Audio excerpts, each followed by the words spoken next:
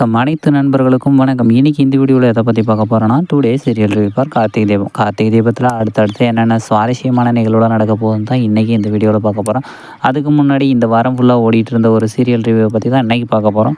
இந்த கார்த்திகை தீபத்து சீரியலில் ரொம்பவும் சுவாரஸ்யமாகவும் இன்ட்ரெஸ்டிங்காகவும் போயிட்டுருக்குது. இன்றைக்கி அது சண்டே ஸ்பெஷல்னு சொல்லிட்டு கார்த்திகை தீபத்தை பற்றி போட்டிருந்தாங்க. நிறைய விஷயம் நடந்திருக்கு. ஒரு வழியாக அந்த வாரம் ஃபுல்லாக இழுத்துட்டு இருந்தது கல்யாணத்தை இன்றைக்கி முடிச்சிட்டாங்க போல். என்னெல்லாம் நடந்துச்சுன்னா, நம்மளோட மகேஷும் மாயாவும் மிகப்பெரிய ஃப்ராடுங்க.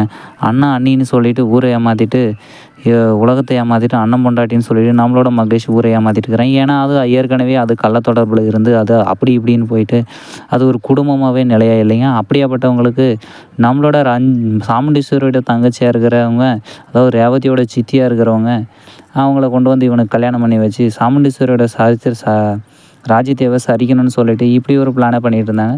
அதுக்கு முன்னாடி நம்மளோட சாமுண்டீஸ்வரிக்கு ஏற்கனவே நம்மளோட பரமேஸ்வரி பாட்டி ஏற்கனவே எதிரியும் புதிரியுமாக இருக்கிறாங்க பழைய பகையினால். இனிமேல் என்ன நடக்க போகுதுன்னா, நம்மளோட ரேவதியோட திருமணம் மகேஷுக்கும் ரேவதிக்குமா இருந்தது. நம்மளோட மகேஷை பல விதத்தில் கடத்துனாங்க, பல விதத்தில் ஏமாத்துனாங்க. கடைசியில் நம்மளோட மகேஷ் இது வரையும் காணாமல் போயிட்டுருக்கிறாரு. இப்போ என்ன நடந்திருக்குன்னா, மகேஷ் காணாமல் போயிடுறதுனால இப்போ அடுத்தது எப்படி கல்யாணம் நடக்க போகுதுங்கிறது தான் விஷயமாகவே நடந்துட்டு இருந்துச்சு. அதை ரொம்ப நாளாக இழுத்துட்டு இருந்தாங்க. இன்றைக்கி தான் அதை நடத்த முடித்தாங்க ஒரு வழியாக. நம்மளோட கார்த்திகா இருக்கிற இந்த சாமுண்டீஸ்வரி வீட்டில் இருக்கிற ராஜாவுக்கு, டிரைவர் ராஜாவுக்கும் நம்மளோட ரேவதிக்கும் தான் கல்யாணம். இந்த பக்கம் நம்மளோட கார்த்திக்கும் சம்மதிக்கலை, அந்த பக்கம் ரேவதியும் ஒரு வழியாக சம்மதிக்கலை கல்யாணம் பண்ணிக்கிறது. நம்மளோட கார்த்திக்கு ஏற்கனவே தீபா இறந்ததே மறக்க முடியலைங்க. அதனால் இன்னொரு கல்யாணம்லாம் பண்ணிக்க மாட்டார்.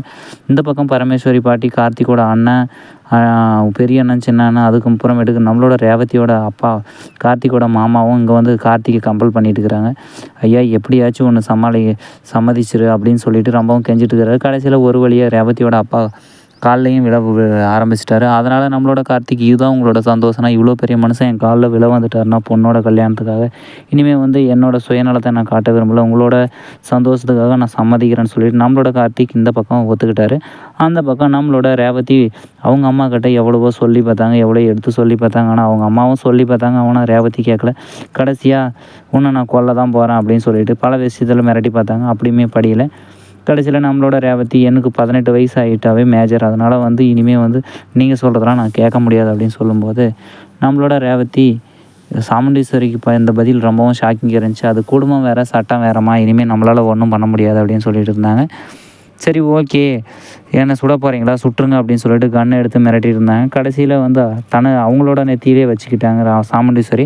இதை பார்த்துட்டு நீ சாகாதம்மா, நான் எப்படியோ ஒன்று சம்மதிக்கிறேன் அப்படின்னு சொல்லிட்டு சம்மதிச்சிட்டாங்க, கல்யாணம் பண்ணிக்கிறான்ட்டாங்க.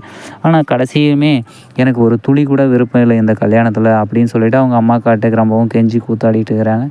கடைசியில் ஒரு வழியாக வெளியே பரமேஸ்வரி பாட்டியை பார்த்துட்டு சாமுண்டீஸ்வரி, என்னோட டிரைவர் ராஜாவுக்கும் என்னோட மக ரேவதிக்கும் தான் கல்யாணம், நல்லா இருந்து கல்யாணத்தை திருப்தியாக பார்த்துட்டு மூக்கும் பிடிக்க சாப்பிட்டு போ அப்படின்னு சொல்லிட்டு சவாலாக பேசிட்டு இருக்கிறேன். நம்மளோட பரமேஸ்வரி பாட்டி, என்னோட பேரனுக்கு தான் கொடுக்குற, ஜெயிச்சது நான் தான் சாமுண்டீஸ்வரி, என்னோட அப்பா முருகன் வாக்கு, இது முருகனோட வாக்கு என்றைக்குமே பொய்யாகாது அப்படின்னு சொல்லிட்டு சந்தோஷப்பட்டுக்கிட்டு இருந்தாங்க. ஓகே ஃப்ரெண்ட்ஸ், இந்த வீடியோ பிடிச்சா லைக் பண்ணுங்கள், இந்த வீடியோ பிடிக்கலாம் டிஸ்லைக் பண்ணால் நம்மளோட சேனலை சப்ஸ்கிரைப் பண்ணிக்கோங்க, கூடவே பெல் ஐக்கானை கிளிக் பண்ணிக்கோங்க. தேங்க்யூ ஃபார் வாட்சிங் ஃப்ரெண்ட்ஸ்.